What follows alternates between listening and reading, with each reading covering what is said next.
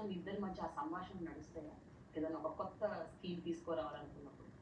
I think he was out on the road for a lot of time, so we didn't have much conversation. Okay.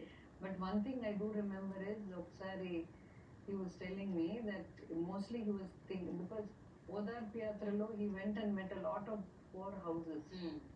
ఆ ఇంట్లో పోయి వాళ్ళతో ఒక అర్ధగంట ముక్కాలు గంట వాళ్ళతో మాట్లాడినప్పుడు ముఖ్యంగా జగన్ గమనించింది ఏంటంటే ఆడవాళ్ళకి సమస్యలు ఎక్కువ. She has to go work, పోయి పని చేసుకొని రావాలా, పిల్లలు చదువు చెప్పుకోవాలా, ఇంట్లో ఎవరికైనా భర్తకు బాగాలేకపోయినా చూపించుకోవాల్సిన ఆమెనే చూపించుకోవాలి, ఇంట్లో అత్తమామకు బాగాలేకపోయినా చూసుకోవాల్సిన ఆమెనే. So he most of the time he was thinking ఆమెకు ఏదన్నా చేయాలా, some support system should be given for her అని. ఈ వేరియస్ అమ్మఒడి కానీ చేయూత కానీ ఆసరా కానీ ఇవన్నీ వచ్చింది అక్కడి నుంచే వచ్చినాయి అనుకుంటా.